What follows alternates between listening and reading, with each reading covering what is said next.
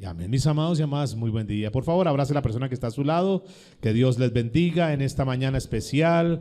Qué bueno que venimos. Este es nuestro segundo servicio del día. Y bueno, Dios ha sido bueno. Acabamos de tener un tiempo especial en el servicio anterior y seguramente que este servicio no será la excepción. Qué bueno, mis amados, qué bueno verles después de algunos con tiempo de receso, descanso merecido. Ahora retomamos nuestras actividades. Seguimos, nosotros esta semana estuvimos trabajando bastante. Hay unos mensajes tremendos que uno dio, ahí están en el canal de YouTube. Si tú no los escuchaste, te sugiero que los puedas escuchar. Nos dio una palabra tremenda Dios esta semana.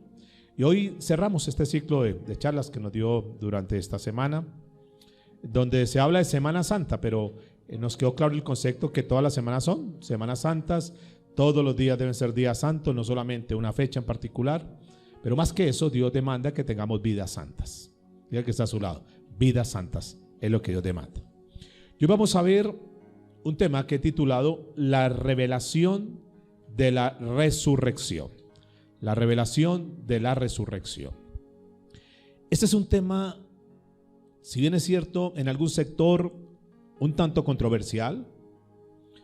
Por otra parte, es de los temas más tremendos y más extraordinarios que uno puede encontrar en la Biblia. Tal vez es el acontecimiento histórico más relevante, además de la crucifixión de Cristo, además de Getsemaní, uno de los hechos más trascendentes. De hecho, que si no hubiese resurrección, no había cristianismo. Y hoy, a través de la palabra, vamos a estudiar esta revelación. Mucha gente acostumbra en estas épocas y en cualquier oportunidad ir a una procesión a Israel, por ejemplo. Y van a Israel y encuentran los diferentes lugares históricos hermosos. Pero cuando llegan al lugar donde quedaba la tumba de Jesús, donde queda la tumba de Jesús, van a mirar allá y no encuentran nada. ¿Porque la encuentran qué? Vacía. Porque Cristo resucitó. Amén.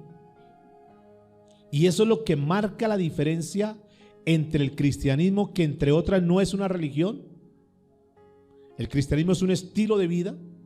Y es lo que marca, porque Jesús no vino a competir con ninguna religión y a imponer una religión más. Es que soy cristiano. No, cuando a ti te preguntan si eres cristiano, cuando te preguntan de qué religión es un error decir yo soy cristiano, porque el cristianismo como tal no es una religión. El cristianismo es un estilo de vida. A diferencia de otras religiones, el cristianismo, mire, por ejemplo, Abraham, un excelente hombre. Pero Abraham murió, y donde murió, ahí están sus restos. Mahoma, un gran hombre tal vez, algunos seguidores de él, pero Mahoma murió y no resucitó. ¿Sí? ¿Están conmigo en eso? El único que uno encuentra en la Biblia que murió y resucitó fue Jesús. Buda murió, pero Buda no resucitó. Por eso es lo que marca la gran diferencia entre el cristianismo y cualquier religión. Por eso es que no se puede colocar al nivel de una religión, porque el cristianismo no es una religión. El cristianismo es una revelación de lo que Dios vino a hacer en esta humanidad. Dígale que está a su lado, la resurrección de Cristo es la base fundamental del cristianismo. Dígale, si no hay resurrección, si no crees en la resurrección, si no evidencia la resurrección a través de la palabra, no hay cristianismo. Si no hubiese resurrección, seríamos igual que los testigos de Jehová o que los mormones, con todo el respeto. Pero es que sus fundadores murieron y allá están. Pero el cristianismo no. El fundador del cristianismo murió y resucitó, está vivo. Y hicieron muchas cosas para tratar de obstaculizar, de frenar a Jesús. Ustedes verán durante la historia de Jesús cómo muchos quisieron frenar el propósito de Dios. Y lo último que hacen es pretender que a través de la cruz, ahí ya lo acababan, lo aniquilaban, ya con eso terminaban. ¿Y cuántos saben que fue la mayor victoria? Que ya la estudiamos en una de las lecciones anteriores.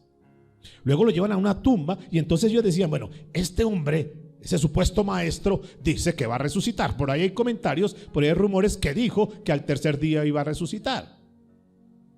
Más bien asegurémonos de eso, metámoslo allá en la tumba y pongámosle una piedra, pongámosle una roca, para que tal vez los discípulos que él llama no vengan y se lo secuestren, se lo lleven, se roben el cuerpo y luego digan, no, fue que resucitó. Entonces pone una gran roca de 1,50 m, 1,80 m, 30 centímetros de ancho, no sé cuánto pesaba, cuántas toneladas pesaba, y lo sellan. Entonces digo, no, ya con eso ya nadie lo va a mover. ¿Y cuántos saben que ni siquiera la tumba pudo detener a Jesús? Ese es el Jesús que tenemos, que cuando tiene un propósito, nada ni nadie lo va a frenar. Y cuando Jesús tiene un propósito en tu vida, nadie va a poder obstaculizar el propósito que Dios tiene en tu vida. Y partamos de una base, que si ni siquiera la muerte, que si ni siquiera la tumba lo pudo detener, absolutamente nada lo podrá detener. Por eso es que uno de los temas más importantes en el cristianismo es entender la resurrección. Y por eso hoy vamos a hablar, diga conmigo, la revelación de la resurrección. Sus discípulos vieron a Jesús, andaron con él, vieron milagros tremendos, portento de milagros tremendos. Pero los mismos discípulos vieron cuando tomaron arrestado a Jesús. Luego lo ven cuando está crucificado Jesús y lo ven cuando Jesús muere. Luego ven cuando Jesús es llevado a una tumba, cuando es sepultado. Pero esos mismos discípulos van a ver a Jesús, vieron a Jesús cuando Jesús resucita. Y entonces escúcheme por favor con atención esto. Esos discípulos que tenían la certeza y la seguridad de ese Jesús que era real, que no era un cuento, no era una historia, no era un relleno ahí, no era un libro de fábulas o historietas para entretener a la gente, sino que era real. Ellos predicaron la palabra con de nuevo, con esfuerzo, con valentía. Inclusive, como vieron que no pudieron frenar a Jesús, entonces dijeron, vamos a callarle la boca a sus seguidores, y con eso entonces ya vamos a evitar que se hable más de ese Jesús, porque no pudimos con Jesús. Y comienzan a perseguirlos. Ahí viene la persecución de la iglesia, a tratar de callarlos. Y muchos de ellos murieron como mártires por causa de Jesús. Y les decían, mire, los prendían como antorchas humanas. Si usted no niega a ese Jesús, lo quemamos. Quémenos, no importa, pero yo nunca voy a negar a Jesús, porque Él vive, porque es real, y quiero predicar de Jesús. Y si ustedes no se arrepienten, si ustedes no lo niegan, los lanzamos a las fieras, mátenos, no importa, pero nunca negaremos a Jesús. ¿Quiénes, de una forma consciente, serían capaces de exponer sus propias vidas si no fuera cierto que Jesús resucitó, si no fuera cierto que Jesús es real? Ellos estuvieron dispuestos a dar todo por Jesús, porque sabía que era real. La pregunta para nosotros en esta hora es: ¿qué tan seguros, qué tan ferviente es nuestro amor por Cristo?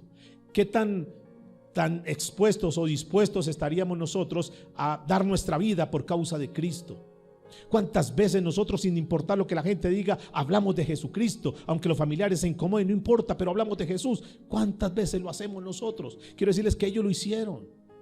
De hecho, sus discípulos murieron todos, exceptuando a Juan, de una forma trágica. Trágica. Luego que Judas se va, por todo lo que pasa, lo reemplazan por un hombre llamado Matías. Ese hombre también muere apedreado, luego lo decapitan. Y si miramos la historia de todos los discípulos, todos murieron trágicamente, crucificados, decapitados, atravesados por espadas y lo demás. Pero no les importó, porque tenían en su corazón, le corría por las venas, por sus poros le corría el amor por Cristo. Decía, vamos a defender esa causa y no importa lo que pase en nuestras vidas. ¿Qué tal que nosotros en este tiempo, en esta generación, pudiéramos tener ese amor, esa pasión por las cosas de Dios? Ahora, ¿por qué? ¿Por qué se aferraron tanto? ¿Por qué estuvieron dispuestos a tanto? Porque ellos vieron a Jesús, porque para ellos fue real. O uno podría decir, no, pues que es diferente, porque ellos lo vieron, nosotros no lo hemos visto, ¿verdad? No hemos caminado con Él, no hemos visto milagros. Entonces, pues uno cree, sí cree, pero va ahí como por los laditos. Pero es que ellos sí estuvieron con Él, con razón creían. Vamos a mirar. Pero vamos a la Biblia, por favor. Marcos capítulo 16, verso 9. Habiendo pues resucitado Jesús, ¿habiendo qué? resucitado.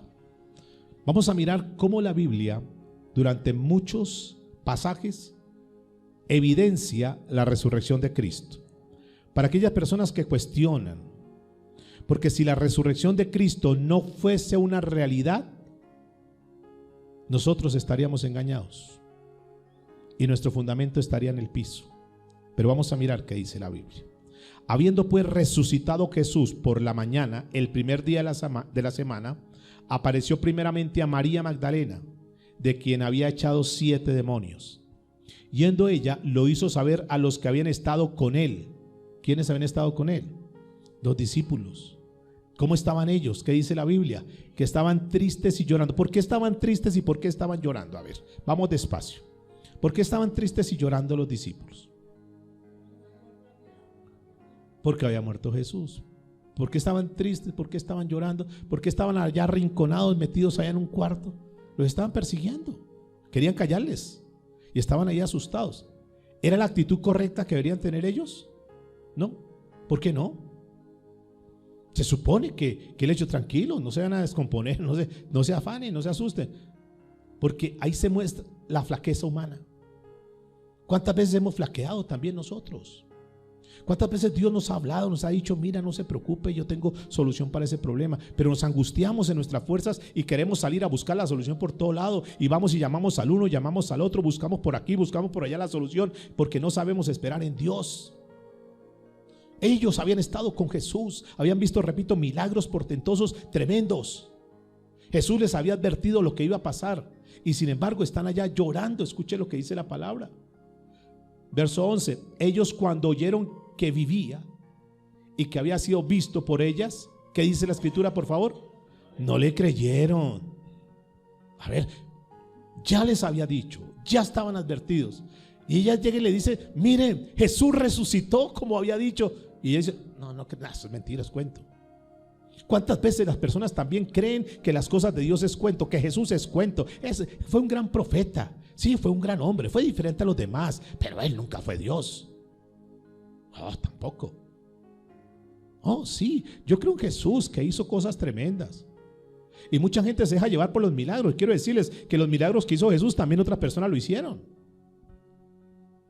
¿Jesús resucitó muertos o no? Claro, resucitó a la hija de Jairo, resucitó una niña de 12 años, resucitó a una mujer en Naín, una viuda que lo único que tenía era su hijo, y su hijo murió y resucitó. Y cada vez cuando uno mira los milagros de Jesús, fueron tremendos, pero cada vez iba subiendo el nivel. Porque cuando murió la niña, entonces ¿qué dijeron? No, la niña murió, pero no, tal vez la niña era como, tal vez era dormida. Y eso Dios, no se preocupe, yo le voy a demostrar que yo puedo resucitar. Más adelante se encuentra, entonces claro, la niña está en la cama y dice, no, de pronto fue que le dio como un desmayo, pero no es que estuviera muerta. Jesús dice que la resucitó, pero esta era como desmayada. Cuando resucita a este joven, entonces Jesús dice, bueno, entonces vamos a esperar, y no lo voy a resucitar ahí en su lecho, voy a esperar que sea el funeral. Y van en el funeral, en el cortejo fúnebre, y llega Jesús en el cortejo fúnebre. Coloca su mano, le habla al joven y el joven se levanta. Tal vez fue que le dio una especie de catalepsia. Eso no, porque la gente cuando no cree en Jesús quiere argumentar. Entonces, ese no estaba muerto, es cuento, no se dejen creer de eso. Entonces, ok. Un día llegan a donde está Jesús y le dice, Jesús, su amigo Lázaro está enfermo. Jesús sigue en sus actividades. Jesús, no escucha, por favor, que está enfermo, está en la UCI. Sigue tranquilo. Pasan unos días y luego se va, vamos a mirar allá. Y los discípulos dicen, ¿será que sí vamos? Tranquilo, él está durmiendo, Dios lo va a levantar. No, es que ya se murió, ya, dice que ya lo enterraron. Y cuando llega Jesús, ¿cuántos días llevaba muerto?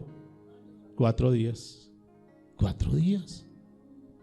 Ya estaba más muerto, estaba amordazado, estaba muerto. ¿Y qué hace Jesús? Retiren la piedra y le dice, Lázaro, sal fuera. ¿Por qué le dice Lázaro, sal fuera? ¿Por qué no dijo simplemente sal fuera? Porque donde Jesús diga sal fuera, todos esos muertos del cementerio se levantan. Claro, el poder de Dios es tremendo. Y sale. Y resucita a Lázaro. Y dicen, tal vez no estaba muerto. Eso en la tumba, tal vez en la parte de atrás había un hueco y el hombre respiraba por allá, pero no estaba muerto. Dice, ok. No quieren creer. Entonces yo voy a morir. Yo. Y ustedes van a cerciorarse. Por eso los soldados van allá y le atraviesan con una lanza para verificar que Jesús estaba muerto. Yo mismo. Porque han visto que otros resucitan a otros, pero nunca han visto que él mismo resucite. Yo voy a morir y voy a resucitar. Y le está demostrando. Y sin embargo, a pesar de todo eso, dice la escritura que no le creyeron. Vamos al libro de Mateo, capítulo 28, verso 1.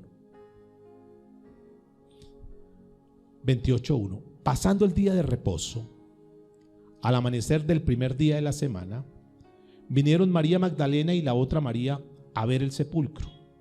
Y hubo un gran terremoto, porque el ángel del Señor descendió del cielo y llegando removió la piedra y se sentó sobre ella. Su aspecto era como un relámpago y su vestido blanco como la nieve. Y de miedo de él los guardas temblaron y dice que quedaron como muertos. Mas el ángel respondió, dijo a las mujeres: no temáis vosotras, porque yo sé que buscáis a Jesús, el que fue crucificado. No está aquí, pues ¿a qué? Resucitado, ¿como qué? Como dijo. ¿Resucitado como qué? Diga, porque cuando Dios dice algo, Dios lo cumple. Él dijo que iba a resucitar y resucitó. Todas las palabras que Jesús dijo las cumplió. Diga, porque Él no es hombre para que mienta, ni es hijo de hombre para que ¿qué? Se arrepienta. Todo lo que Jesús dijo lo va a hacer. Y escúcheme, presta atención. Si en alguna ocasión de tu vida Dios dijo que iba a hacer algo en tu vida, Dios lo va a hacer. ¿Alguien puede decir amén? Dios lo va a hacer. Lo que pasa es que nosotros queremos que sea ya, y Él en su tiempo y a su manera lo va a hacer. Pero si lo dijo, lo va a hacer. Si dijo que iba a salvar a tu familia, si dijo que te iba a restaurar, si dijo que te iba a sanar, si Dios en algún momento Dios te lo dijo, tenlo por seguro que lo va a hacer. Y así como lo dijo, dice aquí la palabra, no está aquí porque ha resucitado, como dijo: venid, ved el lugar, o sea, cerciórese donde fue puesto el Señor, e id pronto y decid a sus discípulos que ha resucitado de los muertos. Y aquí va delante de vosotros a Galilea, allí le veréis. Aquí os lo he dicho. Entonces ellas salieron del sepulcro con temor y gran gozo. Fueron corriendo a dar las nuevas a sus discípulos. Y mientras iban a dar las nuevas a los discípulos, he aquí que Jesús salió al encuentro diciendo: salve. Esa palabra salve es: qué alegría, qué gozo me da verlas otra vez. Y ellas, acercándose, abrazaron sus pies y le ¿qué? Le adoraron. Escúcheme, esta palabra es clave aquí. Le adoraron. Le adoraron. Entonces Jesús les dijo: no temáis, id, dad las nuevas a los hermanos para que vayan a Galilea y allí me verán. Le adoraron. Mire, si no fuera Dios, Él no hubiera permitido la adoración. Porque esa adoración, ese vocablo de adoraron es algo que solamente se le puede dar a Dios. Si Él no se hubiera considerado el mismo Dios, no hubiera recibido esa adoración. De hecho, párense, ¿qué van a hacer eso? Él recibe la adoración porque sabe que es Dios. Aunque los demás digan que Él no es Dios, diga conmigo: Jesús es Dios. Porque si no era Dios, ¿por qué aceptó la oración de esas mujeres? Sigue diciendo, versículo 19, por favor. Estamos en Juan capítulo 20, versículo 19. Vamos a Juan capítulo 20, versículo 19. Escuche esta parte. Cuando llegó la noche de aquel mismo día. ¿Cuál día? ¿En qué día estamos? El día que resucitó, domingo. Llegó la noche, el primer día de la semana, estando las puertas cerradas en el lugar donde estaban los discípulos. ¿Cómo estaban los discípulos? Le han echado cerrojo, pasador, habían colocado trancas. ¿Por qué estaban así? Asustados, amedrentados. ¿Por qué? Porque venían a matar. Estaban ahí asustados, llorando y tristes, como unos fracasados, como unos derrotados, como muchas veces, escúcheme, muchas veces nos sentimos nosotros cuando pasamos por problemas.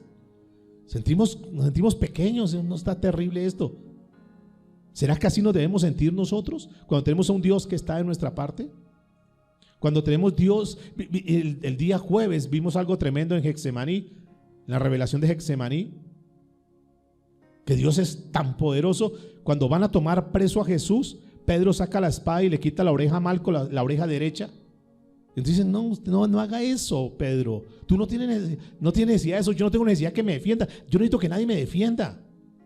Yo podría pedirle a mi Padre que me mandara una legión de ángeles y me la manda. Es más, 12 legiones me podría mandar. Eso es tremendo. Habida cuenta que una legión tiene más o menos unos 6,000 ángeles. Y yo le podría pedir que me mandaran 12 legiones, 72,000 ángeles, y podrían venir acá y me pueden rescatar. Y no queda títere con cabeza acá. O sea, yo me puedo defender solo. Mire, ¿qué tan trascendental es esto? Dice el primer libro de Reyes que un solo ángel, el ángel de Jehová, vino y mató a 185,000 soldados asirios. Un solo ángel. Y lo más lindo es saber que Dios dice que los ángeles están dispuestos para servirnos. Muchas veces nos sentimos otros, ¿qué hacemos? Dios, ayúdeme. Y Dios tiene muchas cosas, muchas formas de cómo ayudarnos. ¿Por qué estar amedrentados? ¿Por qué estar asustados, iglesia? Escúchame esto. ¿Por qué sentirnos que somos como poca cosa, como que en desventaja? No, tenemos el Dios todopoderoso. Los demás creen en dioses de imágenes, de estatuas, de yeso, de barro, de madera, pero nosotros creemos en el Dios todopoderoso. ¿Ustedes creen en ese Dios? Yo creo en ese Dios. ¿Por qué estar asustado frente a los problemas? Ellos estaban asustados y estaban las puertas cerradas. Escuchen esto. Entonces entra Jesús. Noten que estando las puertas cerradas, estoy en Juan capítulo 20, versículo 19, en el lugar donde los discípulos estaban reunidos por miedo de los judíos, vino Jesús y puesto en medio les dijo: paz a vosotros. Y cuando les hubo dicho esto, les mostró que las manos y el costado, y los discípulos se regocijaron viendo al Señor. Entonces Jesús les dijo otra vez: paz a vosotros. Como me envió el Padre, así también yo os envío.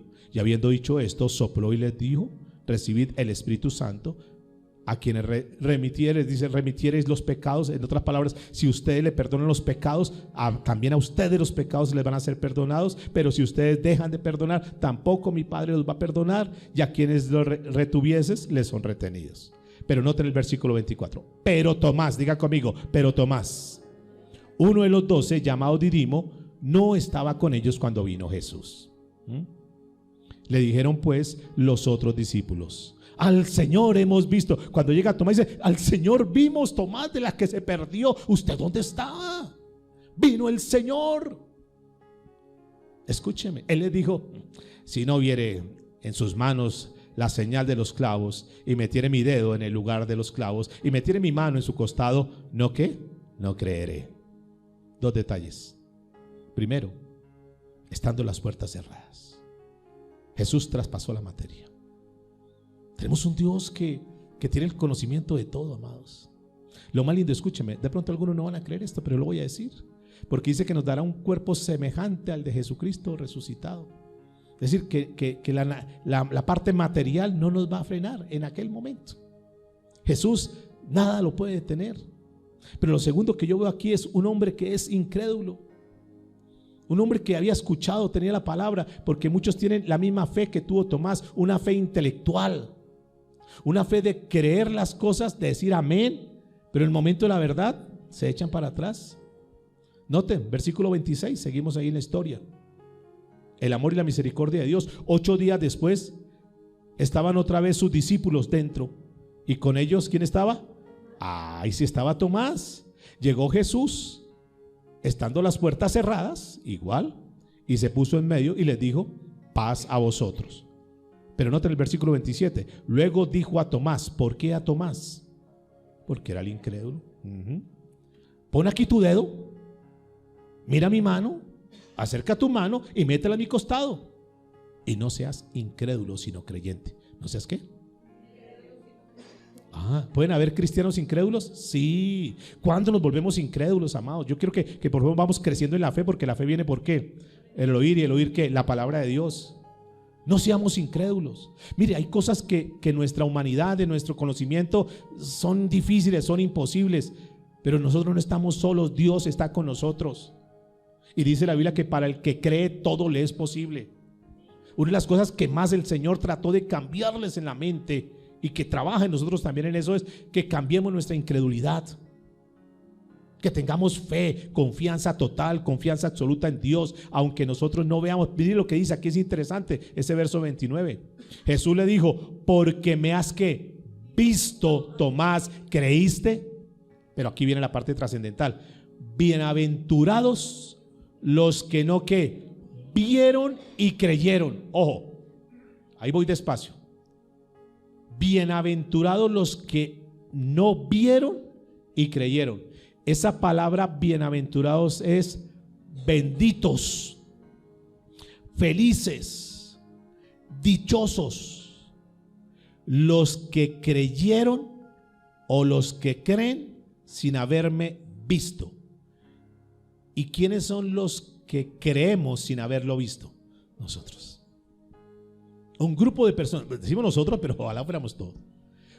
El grupo de personas, bueno, en nosotros no, de pronto no aplica. El grupo de personas que sin haber visto literalmente creemos. Yo tengo que confesarles hoy algo. Yo nunca he visto a Jesús. Yo lo vi una visión. No, ¿para qué le voy a decir mentira? No lo he visto. Pero yo creo. Lo sentimos, correcto. Hemos visto su mano, hemos visto los milagros, hemos visto en momentos difíciles, apremiantes de nuestra vida, cómo Dios ha obrado. Yo he visto milagros que ha hecho en muchos de los que están acá y yo creo. He visto testimonios. Dios ha hecho cosas en mi vida y yo creo sin haberlo visto. Yo no puedo decir, es que yo no lo vi. Mire, hay un evangelio que es el evangelio de los sentimientos, donde Dios quiere sacarnos de eso. Es que no siento, hoy no sentí nada. Es que no se trata de sentir, porque el cristianismo no es de sentir, es de creer. ¿Sí? ¿Están conmigo? Algunos quisieran decir, no tengo tantos problemas económicos, yo quiero ver algo, yo quiero ir a la iglesia para ver algo, de pronto que del techo caiga como polvito de oro, a ver si lo recojo y lo vendo y pago esas deudas. Y como no vi nada, entonces yo no creo. No se trata, la vida cristiana no es de eso. Ahora, hay un grupo de pastores, líderes, religiosos, que se aprovechan de eso y trabajan en el sentimiento de la persona, de que sienta. Entonces se llenan los lugares. Entonces les gusta que los pasen al frente y tóqueme, impóngame las manos, empújeme, quiero sentir algo. Y no, diga conmigo, el evangelio no es eso. Diga, el cristianismo no es de sentir. Diga, el cristianismo es de creer. ¿De qué? De creer. Porque el justo por la fe vivirá. No es de sentir, es de creer. Es de tomar la palabra y decir, Señor, yo quiero tomar esa palabra y la quiero vivir, y me quiero ir de esta reunión creyendo, y tengo un problema, tengo una dificultad, pero estoy tomando una palabra hoy y creo que tú vas a obrar, creo que tú vas a hacer algo, Señor. ¿Cómo lo va a hacer? No es mi problema. Lo único que sé es que tú lo vas a hacer, porque me has visto, Tomás, creíste, pero bienaventurados los que no vieron y creyeron. ¿Qué es la fe?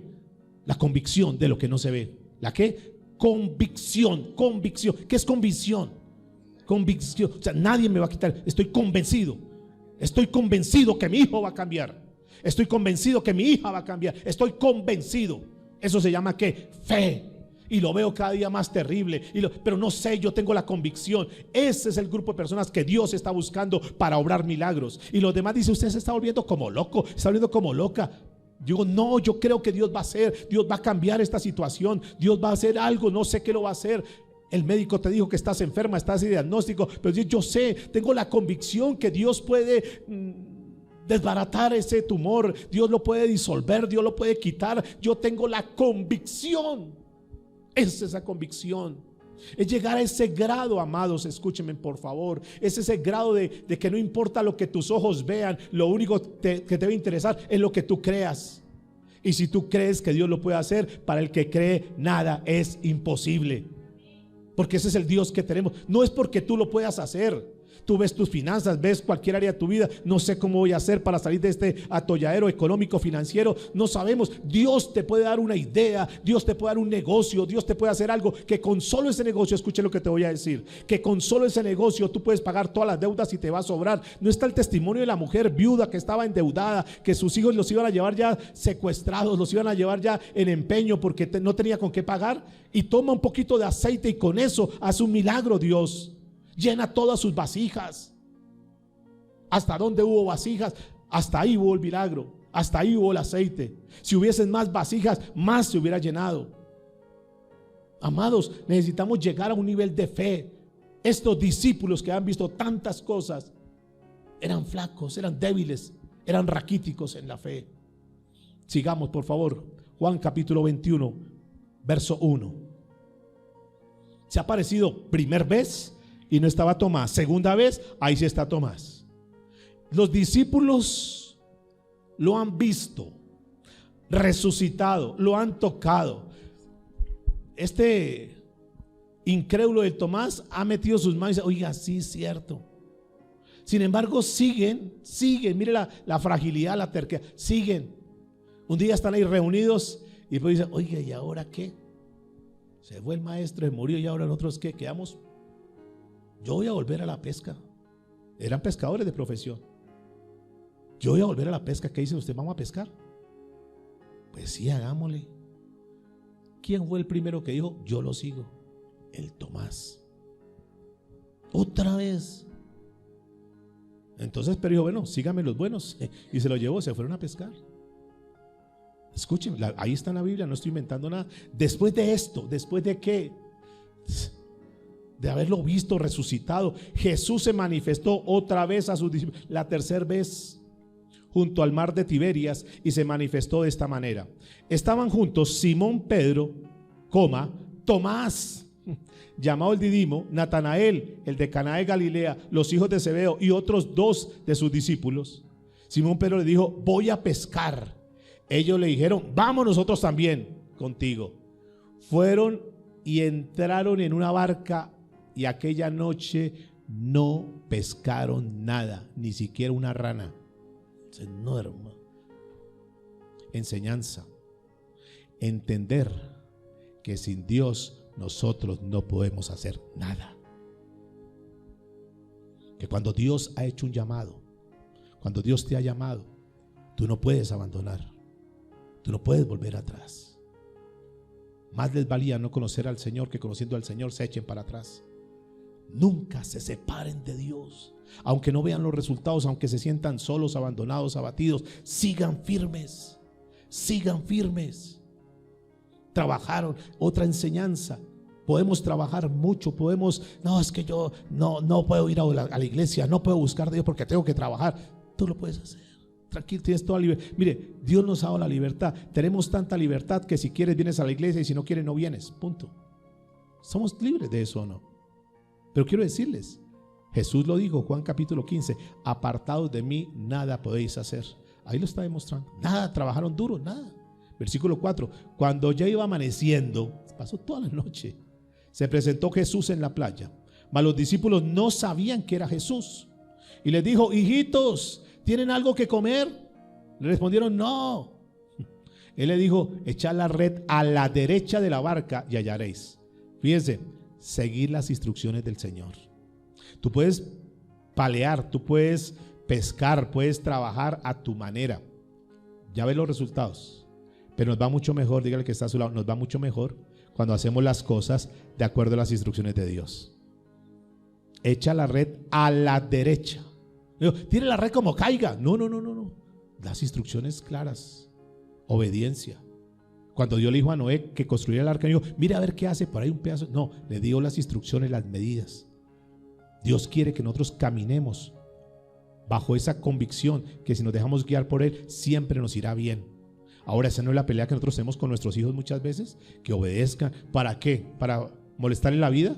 ¿Para amargarlos? No, para que les vaya ¿qué? Bien. Y si nosotros siendo malos queremos lo mejor para nuestros hijos, ¿cuánto más nuestro Padre Celestial querrá para nosotros? Amén. Tú quieres lo mejor para tus hijos. Y cuando sabes que están malas compañías, tú estás ahí. Que no, que deje esto. Se pone cansón, sí, pero es por el bien de ellos. ¿Cuánto más nuestro Padre? Diga el que está a su lado: nos va mucho mejor cuando aprendemos a obedecerle a Dios. Entonces la echaron y ya no podían sacar por la gran cantidad de peces. Entonces aquel discípulo a quien Jesús amaba, ¿cómo se llamaba? Juan, dijo a Pedro: es el Señor. Simón Pedro, cuando oyó que era el Señor, se ciñó la ropa porque se había despojado de ella. ¿Cuántas veces nos despojamos de las cosas de Dios? ¿Cuántas cosas abandonamos las cosas de, ay, ya no, toca trabajar, toca ganarnos la yuca de otra manera, y dejamos las cosas de Dios a un lado?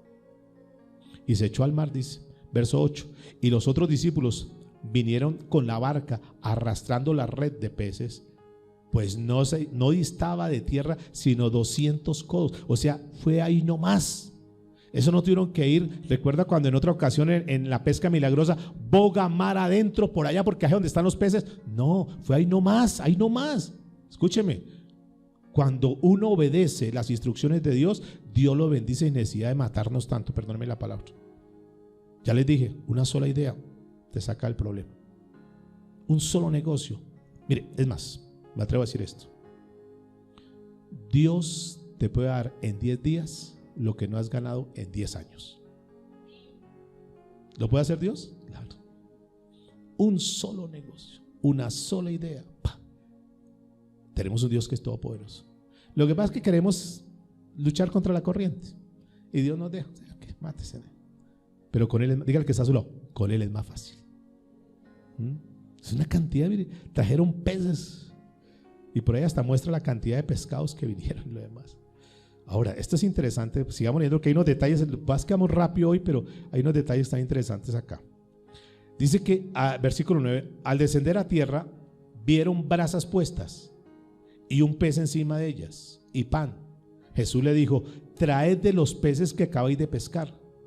Subió Simón Pedro y sacó la red a tierra llena de ¿qué? De grande. Esos no eran los pececitos de acuario, esos arcoíris, no. No es que pensamos que Dios es michicato y que es no.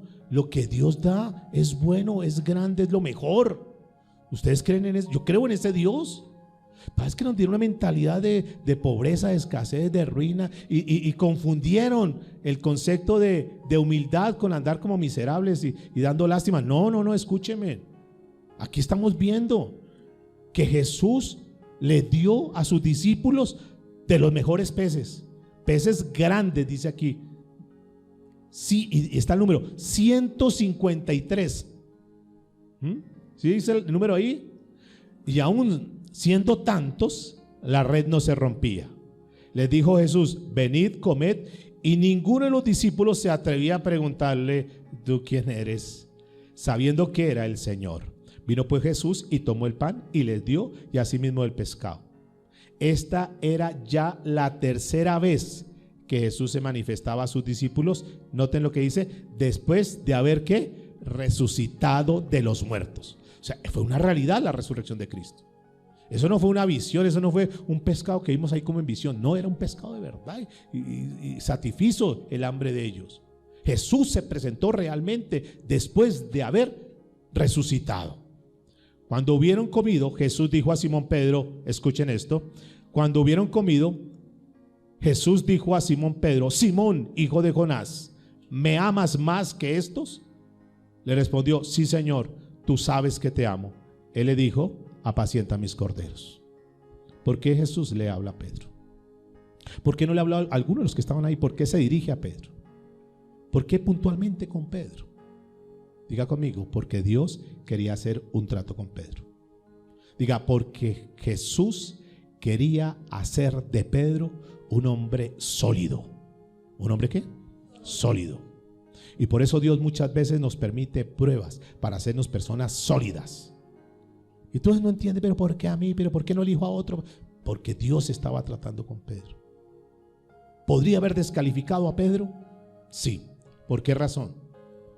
Porque aquel Pedro pusilánime, arrogante, prepotente, negó a Jesús. ¿Cuántas veces? 3 veces.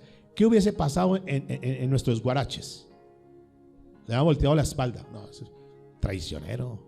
No dijo que no dijo que se iba a hacer matar por mí. Allá está negándome. Hasta que una sirvienta me negó. ¿Sí? Y nosotros no lo hubiéramos vuelto a saludar.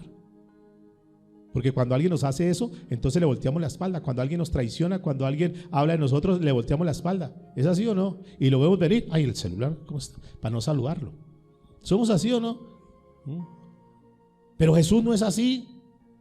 Imagínense si Jesús fuera como nosotros, ninguno estaríamos. ¿Cuántas veces ustedes y yo le hemos fallado? Y sin embargo Dios nos tiene acá.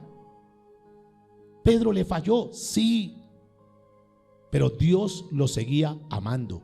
¿Tú le has fallado? Sí, pero Dios te sigue amando. Amén. Pero no quiere que siga igual. Entonces tiene que hacer un trato. Y ese trato duele, ese trato es duro y a veces no entiende. Y si Dios te trata de esa manera es porque Dios sabe que tienes que hacer una transformación. ¿Una qué? Más que un cambio. Porque venimos y una palabra nos puede cambiar. Pero diga conmigo, Dios nos quiere transformar. ¿Recuerdan el mensaje de la transformación? ¿Los que vinieron? ¿Dónde estaban? ¿Qué pasó con la transformación? La pasan ustedes, ¿verdad? ¿Qué pasó con la transformación? Cogimos una hoja de papel. Voy a repetir ahí ¿Se acuerdan la hoja de papel? Que una hoja de papel puede cambiar. Yo puedo coger esta hoja y la arrugo. Es una hoja arrugada, pero sigue siendo ¿qué? Hoja. Pero ahora está arrugada, pero sigue siendo hoja. ¿Hubo un cambio? Sí. Pues la puedo tirar al piso, ¿recuerda? Y la puedo pisotear y entonces ya quedó sucia. ¿Sigue siendo una hoja? Sí. Ahora está que arrugada y sucia, pero sigue siendo una hoja. Eso pasa muchas veces. Venimos y, uy, no, sí, pero seguimos siendo los mismos en esencia. Y yo puedo coger esta hojita y la puedo romper y la puedo hacer pedazos, ¿verdad? ¿Sigue siendo papel? Sí, pero está rota. Pero si yo la enciendo y la quemo, ya deja de ser papel. ¿Ahora qué es? Ceniza. Porque fue ¿qué? Transformada. Y el único que puede ocasionar esa transformación se llama el Espíritu Santo de Dios. Tú puedes venir y sigues escuchando palabra y palabra y palabra y cambié, uy, qué palabra, uy, sí me cambió. Pero Dios quiere, diga el que está a su lado, Dios no quiere simplemente un cambio, Dios quiere una transformación. Y esa transformación solamente se puede dar cuando tú le das lugar al Espíritu Santo, cuando tú dejas tu incredulidad, cuando tú te dispones en tu corazón y dices, Señor, ¿sabe que estoy aburrido de ser esa persona que soy? Estoy harto, estoy cansado de lidiar con mis debilidades, ya no más. Por favor, Señor, y entregamos nuestra vida a Él y Él hace una transformación y tú eres una persona diferente. Las cosas viejas cambian y aquí tú eres una nueva criatura en Cristo Jesús. ¿Cuánto le pueden dar un aplauso al Señor?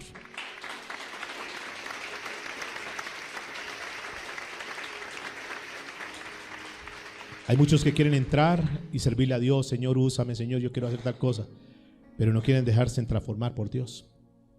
Esa transformación duele. El pasar por la prueba, por el momento duro y difícil, duele. Pero después viene una gran bendición. Hablamos el día jueves, Getsemaní. Jesús tuvo que pasar en Getsemaní duro, durísimo. Hasta el punto que era su intensidad tan fuerte, su agonía tan fuerte, que sudaba, pero no sudaba como cuando vamos 2 horas al gimnasio, van 2 horas al gimnasio, o están haciendo oficio todo el día. No. Él estaba ahí en la presencia de Dios sin hacer ningún desgaste físico, pero era su agonía y sudaba. Era tanto su sudor que sus vasos capilares se rompieron y caía sangre. Terrible. Hasta el punto que Dios seguramente desde el cielo dice, no, este se me va a morir y yo no quiero que se muera porque no tiene que morirse aquí en Getsemaní. Y el ángel dice, voy, ¿qué hago, Señor? Voy y lo traigo. No, no lo traiga, él tiene que pasar por eso. Dios lo podía librar a Jesús de Getsemaní, de la cruz y todo, claro. Pero no lo podía librar porque había un propósito. Dios te puede sacar de ese problema, claro que te puede sacar.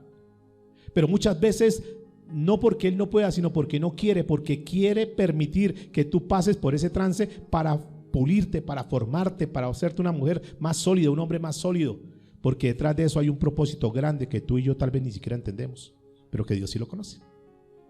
De ahí estaba Pedro, Dios tratando con Pedro, versículo 16. Volvió a decirle segunda vez, Simón, hijo de Jonás, ¿me amas? Pedro respondió, sí, Señor, tú sabes que te amo. Le dijo, pastorea mis ovejas. Le dijo la tercera vez, diga conmigo, tercera vez, Simón, hijo de Jonás, ¿me amas? Pedro se entristeció de que le dijese la tercera vez, ¿me amas? Y dice la escritura y le respondió, Señor, tú lo sabes todo. Wow, un cambio de respuesta. ¿A quién está tratando Dios? A ese Pedro pusilánime, altivo, prepotente, autosuficiente, yo lo puedo hacer todo. Señor, no se preocupe. Un día el Señor le dice, mire muchachos, me voy a ir de acá. Ustedes saben que ya estamos en las últimas. Esta es la última cena. Ya hoy creo que compartimos y ya me voy. Yo tengo que ser crucificado. Voy para Jerusalén, allá me van a tomar preso y me van a latigar y luego voy para la cruz. Y todo eso estaban advertidos ellos. Y Pedro que hace, no señor, que tal cosa no te acontezca, primero sobre mi cadáver. No señor. Ay Pedrito, apártate de aquí, Satanás. Le dijo a Pedro, Satanás, adversario, ¿tú cómo te vas a interponer ante la voluntad, ante el plan que Dios tiene? Tiene que pasar ahí. No se meta, Pedro. Deje de ser tan altivo. Aquel que dice, yo puedo, yo necesito de Dios, yo puedo solo. Tiene que Dios que hacer un trato. Es el mismo Pedro que cuando lo van a tomar preso, saca la espada y le quita la oreja a Malco. Ya lo vimos. Pedro, ¿por qué no seas impulsivo? Ese Pedro autosuficiente. Ahora Dios tiene que tratar con él. Hasta que Pedro llegue y le dice, tú lo sabes todo. Un Pedro que dice, Señor, yo no te voy a resistir más. No le voy a meter más filosofía a esto, no le voy a poner más lógica a esto. Señor, sencillamente te voy a creer. Tú lo sabes todo. Ahí hace un trato. Diga que está a su lado. Dios necesita hacer un trato con nosotros. Ese es el Dios que conocemos. Ese Dios que cambia vidas, que transforma vidas. Ahora, yo sé que mucha gente dice, no, lo que pasa es que, mire, eso que pasaron ellos ahí, es porque, claro, imagínense, fue 3 años con Jesús. Jesús en 3 años le lavó el cerebro, les cambió la mentalidad. Allá lo que hacen es adoctrinarlos y les cambia la mentalidad. Eso fue solo visión. Eso fue solo como que una ilusión que ellos tuvieron. O sea, tenían tan metidos en la cabeza que vieron todo eso. Ok, si hubiese sido solamente con los discípulos, uno dice, vaya y venga. Pero la historia sigue. Escuchen por favor. Vamos a la parte central del mensaje. 1 Corintios capítulo 15, verso 1. Primer carta a los Corintios capítulo 15, verso 1. ¿Quién escribe esta carta? El apóstol Pablo. ¿Conocen ustedes quién era el apóstol Pablo, no? Ok, él está escribiendo esta carta. Dice Pablo, además os declaro, hermanos, el evangelio que os he predicado, el cual también recibisteis, en el cual también perseveráis. Noten, aquí hay unos puntos supremamente importantes. Una de las cosas que Dios demanda de nosotros es la perseverancia. Diga conmigo, perseverancia. ¿Qué es perseverancia? Constancia, mantenernos. Aunque no veamos las cosas, nos mantenemos. Escúcheme. Eso es lo que caracteriza a un cristiano. Es una señal de una, ojo, la señal de una verdadera conversión se llama la perseverancia. Aquella persona que persevera en las buenas y en las ¿qué? En las duras y en las ¿qué? Ese que se mantiene ahí firme y no declino y no, ahí sigo. Y la familia se le vino en contra y se burlaron, y el hijo, la hija, el esposo, la esposa, pero él dice, sigo firme, olvídese, yo le creo a Dios. A esos que perseveramos hasta el final, veremos la salvación. Hay un grupo de personas que declinan fácil, pusilánimes, cobardes. No, yo sí quería, me gustaba, pero es que no me dejaron, es que no sé qué. Sacamos todas las disculpas para no buscar de Dios. Dígale que está a su lado, el cristianismo es para valientes, no para cobardes. Dígale, ya no podemos volver atrás. Diga, porque el que vuelve atrás es porque no tuvo una verdadera conversión. O sea, tú arrancas el camino, arrancamos el camino y seguimos adelante. Junto con mi esposa arrancamos este camino hace como 30 años y hemos pasado, ustedes ni se imaginan. Pero ahí seguimos firmes, firmes, sin dudar, sin declinar. Claro, a veces pensamientos, dejemos el ministerio y dediquemos a otras cosas. Vienen pensamientos, dicen, no, porque Dios tiene con nosotros algo. No vamos a declinar, seguimos adelante, perseveramos. Dijo Primera de Juan capítulo 2 versículo 19. Ese es el grupo de personas, escúcheme, que la Biblia habla de apóstatas. ¿Quién es un apóstata? Que conociendo las cosas de Dios se apartaron. Se apartaron. Y dice la escritura, salieron de nosotros, pero no eran de nosotros, porque si hubieran sido de nosotros, hubiesen permanecido con nosotros. Pero salieron para que se manifestase que no todos son de nosotros. ¿De cuáles eres tú? ¿De los que se mantienen firmes a pesar de que vean los resultados, a pesar de que vengan adversidades, te mantienes firme? ¿O aquellos que solamente buscan a Dios cuando lo necesitan? Dice la escritura, Juan 3:6, los que son espirituales conocen lo espiritual. El carnal busca lo carnal. Escúchame esto.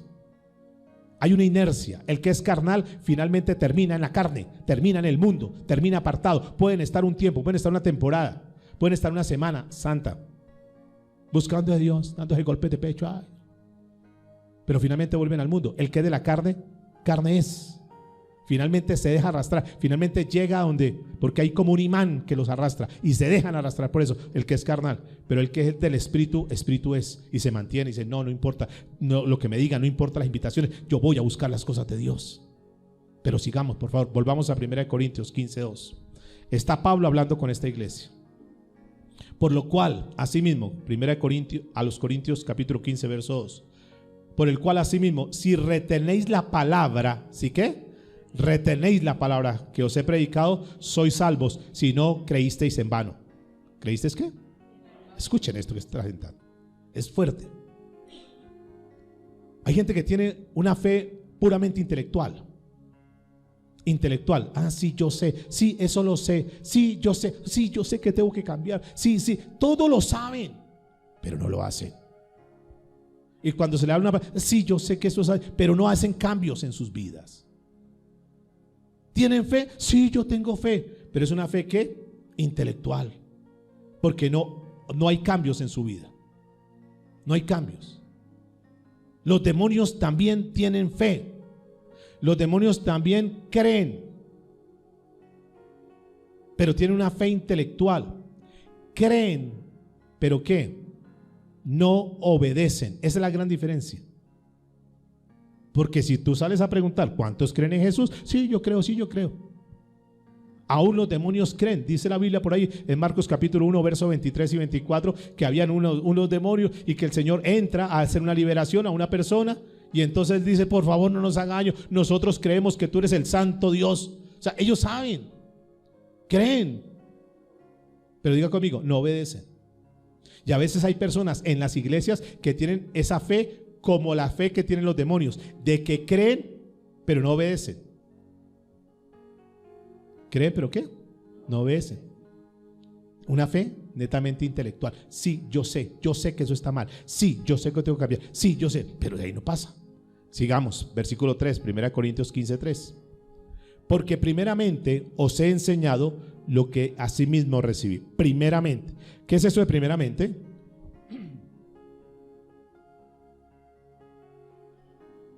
¿Qué es lo primero que una persona tiene que saber? ¿Qué es lo primero que nosotros tenemos que saber? ¿Qué es lo primero que tenemos que darle a conocer a la gente? ¿Qué es lo primero, lo esencial? ¿Qué es lo que Jesús cuando les dijo, enséñale que guarden todas las cosas que os he mandado? ¿Qué fue lo que es? ¿Qué es eso primeramente? Esa parte es ese vocablo que nos habla de en orden de importancia. Mire, dentro de la vida cristiana, uno como pastor puede enseñar muchas cosas, pero hay un orden de importancia. Dentro de la vida cristiana tú puedes aprender muchas cosas, pero hay un orden de importancia. La pregunta es, ¿qué es lo más importante que nosotros tenemos que aprender? ¿Qué es lo que Pablo dijo? Lo que más me interesa que ustedes aprendan es esto. Ojo, ¿qué es lo más importante que tú tienes que enseñarle a tus hijos? ¿Qué es lo más importante que tienes que enseñar a las personas que no creen en Jesús? ¿Qué es lo más importante? El resto es un relleno, escúcheme, el resto es un relleno, el resto es un complemento. Pero lo más importante, la esencia, lo vital, ¿qué será? ¿Qué será? Cuando se refiere a enseñarle las cosas de Cristo, ¿qué será?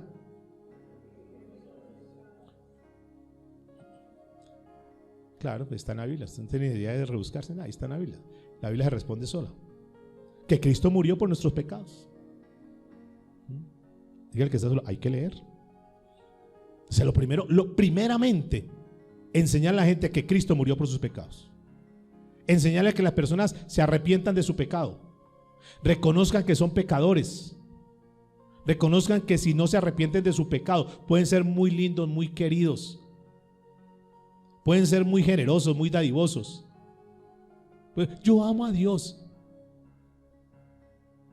Muchos me dirán en aquel día que muchos dicen, no, yo soy porque es que Dios me usa para hacer milagros. Y eso no es garantía de nada.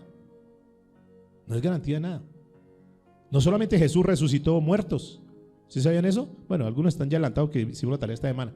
No solamente Jesús resucitó muertos. ¿Quién más resucitó muertos?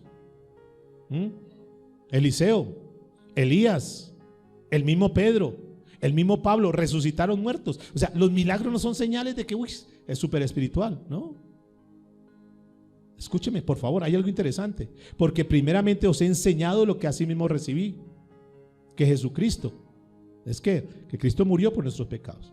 Hay cosas que son prioritarias, hay cosas que tú tienes que enseñarle a tus hijos. Miren, hay una tarea que tenemos que enseñarle a nuestra familia.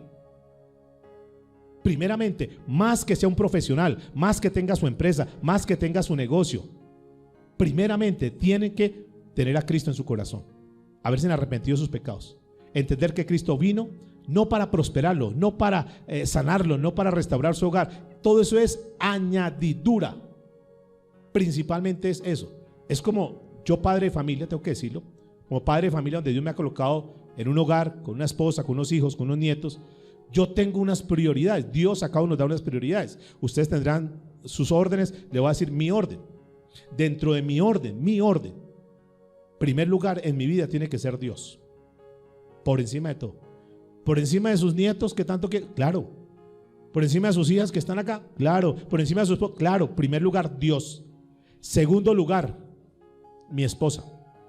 Y su esposa y sus hijas, que muy lindas y lo que sea, pero primero está mi esposa. Sus nietos tan lindos, sí, pero primero está mi esposa. Tercer lugar, ya mis hijos, mi familia y lo demás, en orden de importancia. Cuarto lugar, el ministerio. Yo no puedo poner el ministerio por encima de mi esposa. ¿Han visto hogares que se destruyen? Porque están dedicados. ¿Y sus hijos qué? ¿Sus familias qué? Primer lugar. Entonces hay una prioridad. Yo tengo primero que satisfacer, y les voy a decir algo, primero tengo que satisfacer, humanamente hablando, las necesidades de mi familia. Esa es mi responsabilidad. Y después la de los vecinos. Pero primero mi responsabilidad. Hay algo que es primordial. Y cuando se habla del evangelio, hay algo que es primordial, que es primero, que está por encima de todo. Y es que Cristo murió por nuestros pecados, una vez más, conforme a las Escrituras. Hay una razón por la cual Cristo vino a la tierra. Dígale que está a su lado. La razón principal por la cual Cristo vino a la tierra fue a morir por nuestros pecados, librarnos de la condenación, por encima.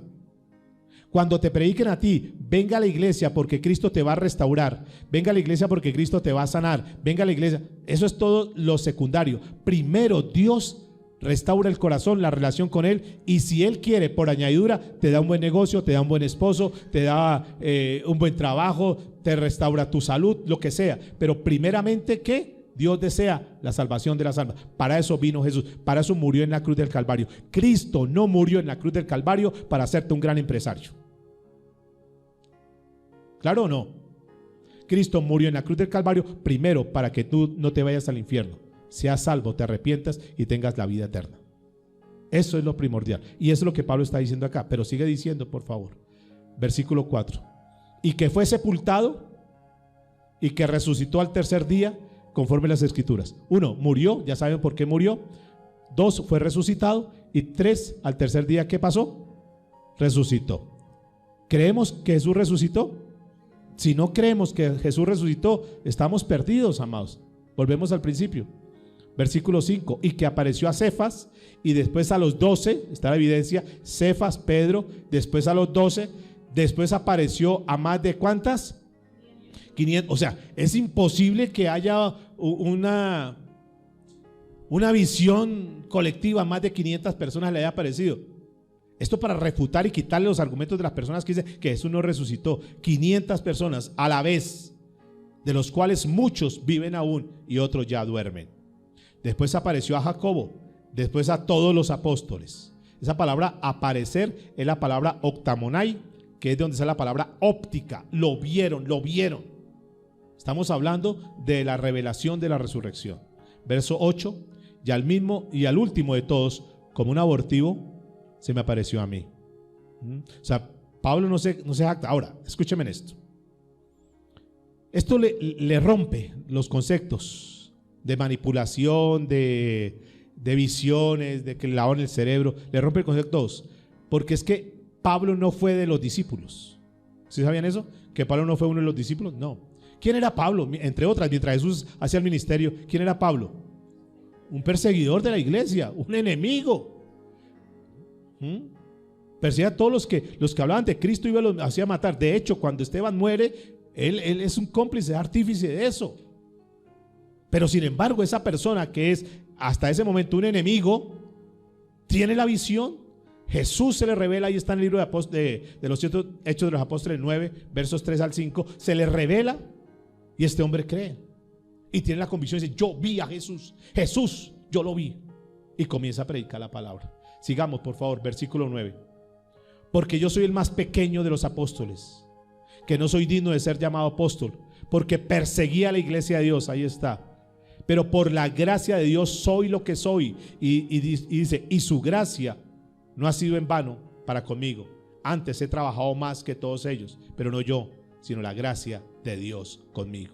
No se jacte: yo soy el gran apóstol. No, soy el menos. Verso 11. Porque o sea yo, o sean ellos, así predicamos y así habéis creído.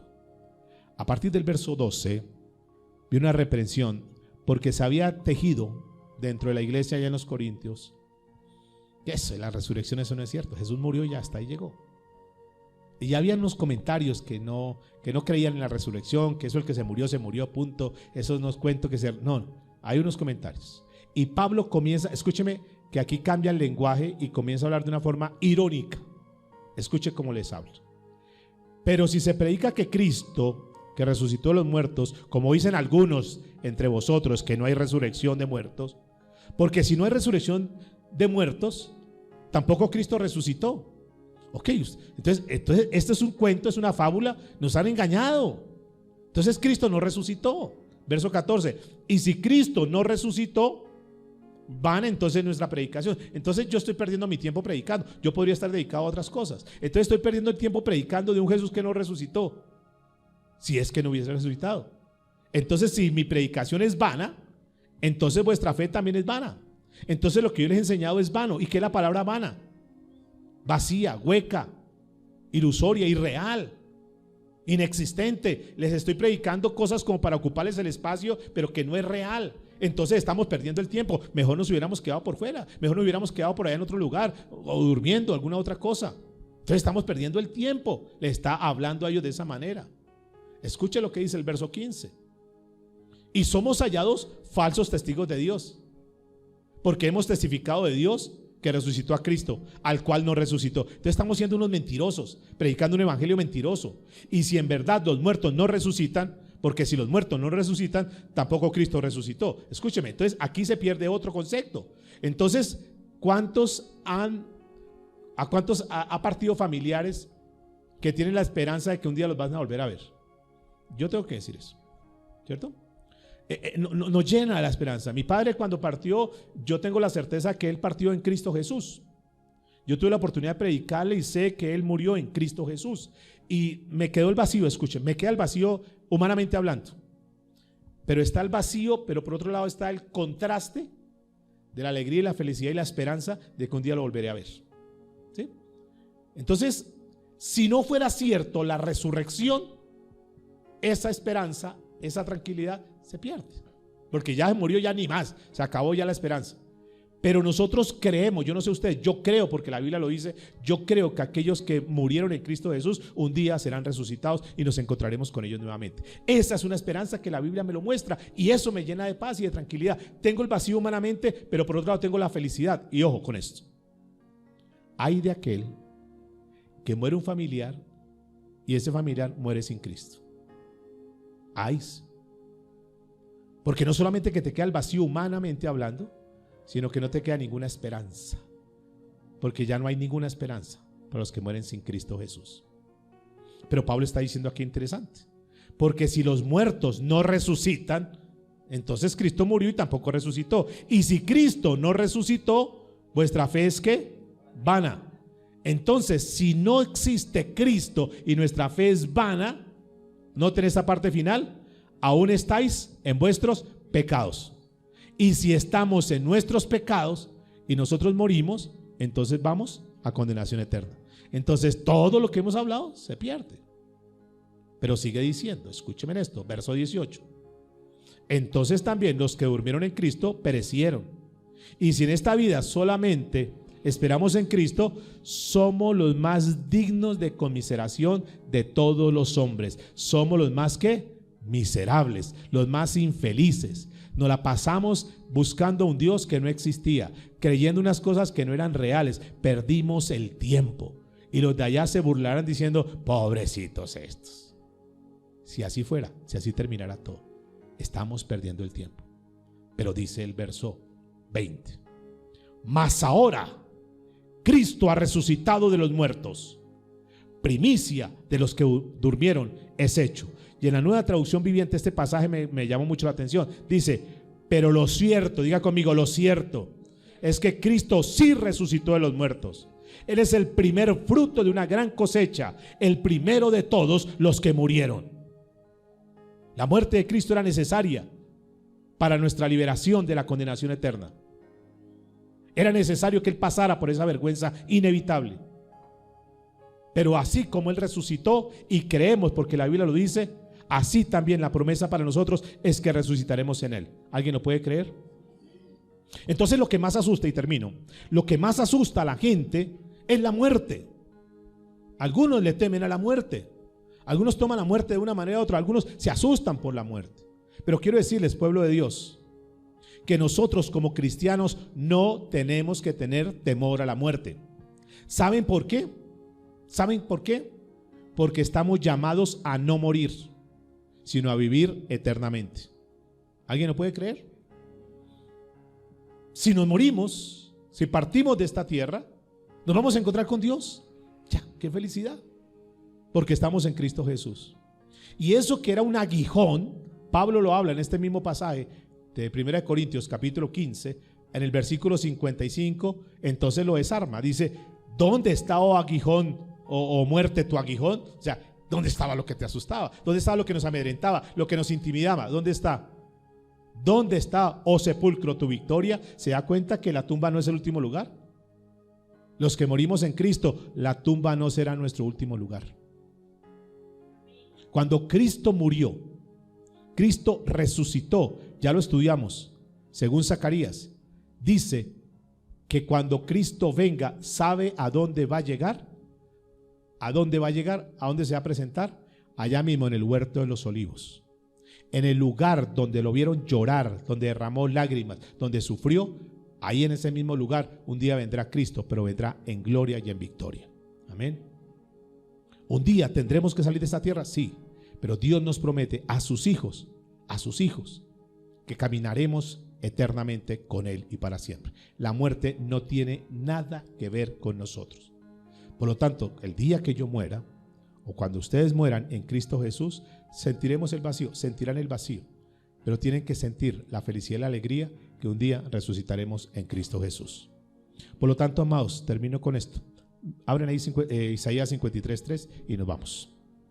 Dice la Biblia: despreciado y desechado entre los hombres, hablando de Jesús. Isaías 53:3. Despreciado y desechado entre los hombres, varón de dolores, experimentado en quebranto, y como que escondimos de él el rostro, fue menospreciado y no le estimamos. Tristemente hoy, también las cosas de Dios, también a Jesús, lo seguimos menospreciando. Esa palabra menospreciar es que no lo valoramos, lo subestimamos, lo tratamos con displicencia. Esa palabra también es ignorar. Escúcheme, todo esto que trabajamos durante esta semana para recordar lo que Cristo ha hecho y que tú lo sabes, no es simplemente como para darnos golpes de pecho y pobrecito Jesús, no, es para que haya cambios en nuestra vida, amados. Hubo alguien que vino a esta tierra y que no le importó cómo eras, no le importó cómo yo era, y vino y pagó un precio por nosotros, nos compró. Mire, si Cristo no hubiera venido, estábamos condenados para el infierno. La gente dice: yo me merezco este carro, yo me merezco esta casa, me merezco esta moto, me merezco este negocio. ¿Saben que no? Lo único que nos merecíamos era el infierno, por nuestro pecado, por nuestra maldad. Pero Él vino y pagó el precio. Ahora nosotros tenemos la victoria. Ahora nosotros, si morimos hoy, si fuera nuestro último día, vamos a gozar de la eternidad con Él. Tomamos victoria que ni siquiera la muerte, que fue lo que Cristo estaba hablando aquí al final, ni siquiera la muerte lo pudo detener. Vino y compró por ti y por mí la eternidad, para que nosotros vivamos para Él. Puestos en pie. Digámosle: Señor, en esta hora te damos gracias por todo aquello que tú hiciste por nosotros, un precio impagable. Gracias porque no solamente viniste a tomar nuestros pecados en el bautismo, no solamente cargaste con esos pecados durante ese trayecto ya en el Getsemaní, esa piedra pesada que simbolizaba ese molino de aceitunas, ese peso tan tremendo, 285 kilos, que eran esas piedras que trituraban las aceitunas, y tú pasaste en Getsemaní esa presión tan terrible para darnos la salvación, la vida eterna. Luego vas a la cruz del Calvario, Señor, y mueres de una forma tan brutal, de una forma que es inhumano, de aquel que nunca cometió pecado, aquel que pasó en esta tierra solamente haciendo el bien. Y sin embargo, ¿cuántas veces cuestionamos tu obra, tu labor? ¿Cuántas veces decimos: no, yo creo en Dios, pero en Jesús no? ¿Cuántas veces te menospreciamos, como dice Isaías? A mí hábleme de Dios, yo creo, pero hacia Jesús no. Hay de aquellos que no tienen a Jesús, porque si no tienes a Jesús no tienes la vida, porque la Biblia dice que el que tiene a Jesús tiene la vida. Hoy es un buen día para que tú le digas: Señor, perdóname, porque tal vez yo soy esa persona, como menciona Isaías 53, que te he menospreciado, que no te he valorado, que no he estimado lo que tú hiciste por mí. Todo lo que tú dijiste que ibas a hacer, lo hiciste. Lo único que falta es que tú vengas, y en cualquier momento puedes venir, Señor. Muchos de los que estamos aquí creemos que Jesús viene, pero vivimos como si Él no fuera a venir. Hoy es un buen día para que nosotros revisemos nuestra vida. Yo no soy quien para juzgarte, no soy quien para señalarte, pero si Dios ha hablado a tu corazón, ha hablado de tu vida, y tú sabes que estás apartado de Él, si tú sabes que hay pecado en tu vida, ¿por qué no aprovechas este momento? ¿Por qué no dices: Señor, yo te pido perdón por mis pecados, por mi maldad? Tal vez yo llevo tiempo viniendo aquí a la iglesia, tal vez yo hace tiempo he escuchado hablar de ti, Señor, pero tengo un maldito pecado oculto. Tengo cosas que tal vez la gente no sabe, no conoce, no he evidenciado, pero Señor, yo estoy mal contigo.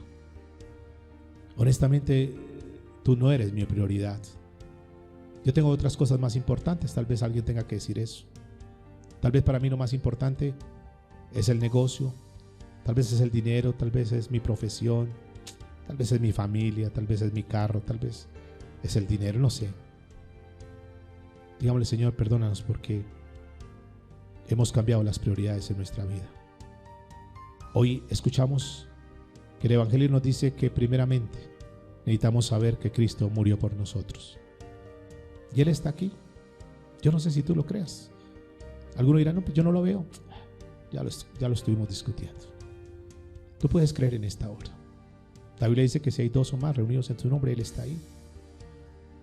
Si nos ponemos de acuerdo hoy, si nos sintonizamos en la fe, podemos creer que Él está aquí con nosotros. Lo podemos sentir. Yo no sé si tú sientas eso en tu corazón.